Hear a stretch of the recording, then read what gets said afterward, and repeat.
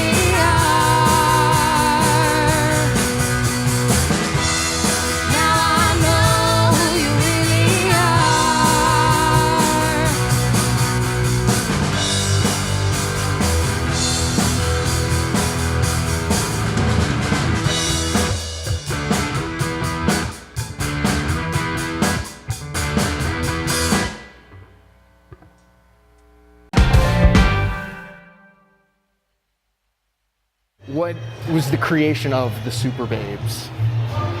Good story. It is. Well, it Good. started in a completely different music project. That's where Ann and I met, and we just became friends through that. We weren't working together musically necessarily. She was kind of running a recording project, and we hit it off as friends. Then we decided we wanted to like form a band, and we originally had plans for an all-girl band. like an all-girl, like the Runaways type of thing was our vision. And I don't know. I think we formed this bond, and I think it was hard for us to find people to fit that. So we just decided to keep it a duo. Yeah. One day you just like put your hands on them and be like, "This is it," and that's how it went. Do it. Yeah. So. Have you run into any, obvious issues just being the two of you, having those limitations where you'd like to do something more? That's a good question. A lot of people find it limiting, and I feel like me and Bridget find it limitless because really it's our own music that we write, so it can be whatever we want it to be. I wouldn't say there's too many problems. I would say we would run into more of like a live situation. Like if I mess up, like it's obvious. And you can't blame it on anybody else. Yeah. Like, Bridget did it or whatever. I mean, so other than that though, I don't know. And to me, that's just live music anyway. Yeah. I feel as though no matter how many people are in your band, those things do happen. That's just live entertainment, theater, bands, orchestras, whatever. Yeah. Something is more than likely going to happen. Have you found a common theme in your songwriting, or just what goes into your songwriting in general? I think we both have very different styles of writing. So I am a big pop music fan. I've always loved it. It's like my guilty pleasure, I guess. But so I really tend to write that way. Pretty structured as far as verse, chorus, verse, bridge, whatever, catchy kind of choruses. And then I don't know. I feel like you have this punk rock flair, and this little off. I don't know. It's just different. It's unique, and I see that pop up a lot more now. Anyway, I mean, just in a lot of indie music or punk music or any of that kind of rock based. So I don't know. It's combining the two. It's that's what makes it work. Yeah, It's so different and then so the same. I don't know. It's balances. And then all the songs I write are about my real life. So everything you hear that happened to me in real life. So there's nothing fake there. I have an exciting enough life that gives me a lot of material to write about. How about this band in terms of the music community? Where do you see yourself fitting into the scheme of? That's such a good question. I feel like we don't fit in at all. Yeah, I think that's a hard one for us. It's one of our problems, Yeah, because I don't know, there was a time, when Ann was kind of accompanying me just on acoustic, and then people were like, we don't want a cover band. And I'm like, well, we're not a cover band, we're just playing patio gigs. Yeah, it's background noise. It's background music. I'm just here to, we're not going to give you 4 hours and that's going to be that's going to be a completely different audience as opposed to performing. Right. Totally different. Yeah. And then now we're original. And people are like, I don't get it. Yeah, I don't get it. And we're like, okay. I think it is hard for us because we do, like we said earlier, take a lot of that songwriting where it's a little bit unique and it's a little bit poppy, and then you fuse it together. And I feel like that doesn't fit most of the other bands. I think, the rock bands that do rock, that's what they do. They rock it out, they punk it up.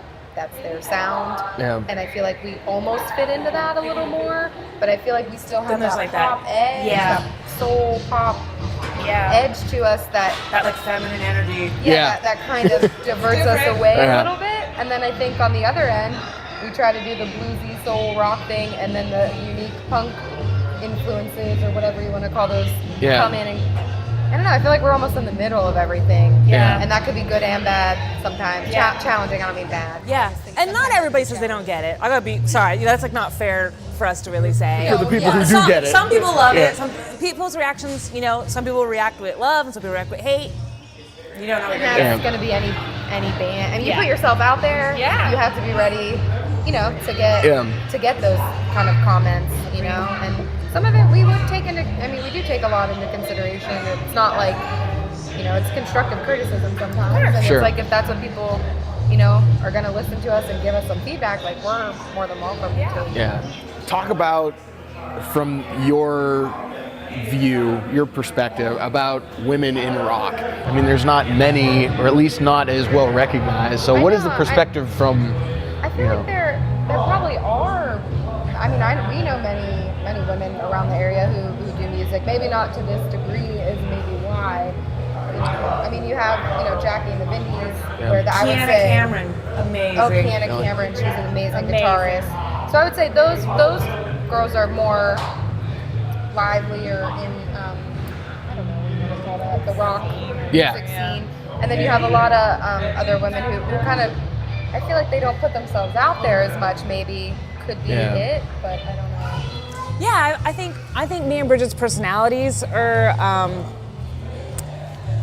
not extreme, but like I don't know, big personalities. That seems accurate. So it's kind of like, for me, it's kind of like, it makes perfect sense for me and Bridget to play in a band together and do what we do and write the songs the way they go, But yeah, I guess, I don't know. As far as like a general answer for like the scene as a whole, I don't know what that answer is. I wish there were more prominent, or I don't know. I don't know what could be keeping that from happening. Yeah, because what really made me think about it is I was talking to somebody about a year ago, and it's like, we have the Dana School of Music. Like, there's exactly. tons of people. And it's like, other than the occasional, I've noticed a lot of like jazz has been coming up, and a lot of like funk stuff. I agree with that. I mean, more instrumental. Men, like, not women. Yeah, exactly. Agreed. And you mentioned Jackie, and she's the only other female who's been on the show. I was like, that's got to change. Like, we need to get out. I need to find somebody, and maybe somebody watches this and they're like, okay, I want to hook up with them, or at least like, pick their brains. I feel like if we were exposed to more people, every time we've played a festival where people were looking for new music and more receptive to whatever we had to offer, we had amazing responses. Sometimes we play other local places in the area and get that whole like confusion. Because like, obviously you got a little taste today, but I mean, we do it up. And we had like this whole thing, like a playlist before we played, so like people knew what they were getting into. And we were met. A live painter. Yeah, we had a live painter once who painted while we played. We we do all kinds of stuff. stuff. Extra. I'll agree, but I think, I don't know. There's like nothing else like that though. Yeah, I feel like putting yourselves out there. Like, I hope when people, men or women, see us play, that they feel like, oh man, I can do it too. Like, I can get out there too. Yeah, I think like empowered me to do it. Yeah, I think when people see Jackie or Kiana, Yeah. I think they feel that way also. Yeah, I agree. And I don't know. I hope it gives everyone the like little bit of a push to maybe just get out there and try it. There's. I mean, I can tell you, it's across the board, men and women. When we played at Pittsburgh, we had equal amounts of men and women who came up to us and was like, that was amazing, I loved it, I wish you played it longer than what we got allotted. So I couldn't tell you like, oh, we're just a band for women, or oh, we're just a band for guys. Like, it's not like that, Yeah, it's kind of defeating the purpose. You want to be a band for everyone anyway. Yeah. That's our show. I want to thank the Super Babes for playing for us and talking to us. Huge shout out to Suzie's Dogs and Drafts downtown location, as always. And thank you for watching. Be sure to like our Facebook page and subscribe to our YouTube channel so you never miss another episode.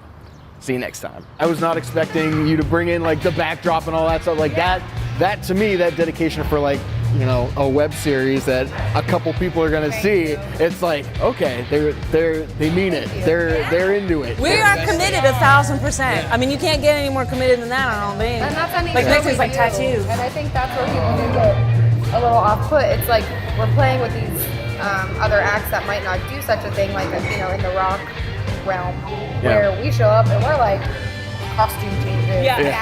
We bought like dry ice. Like insane. We're for what? Like a 35-minute show or something, Yeah. You don't just earn the name Super in your title without bringing a little something else. We can't call ourselves the Super Babes. Exactly. Do it, like half-assed. Yeah, half-assed. Exactly.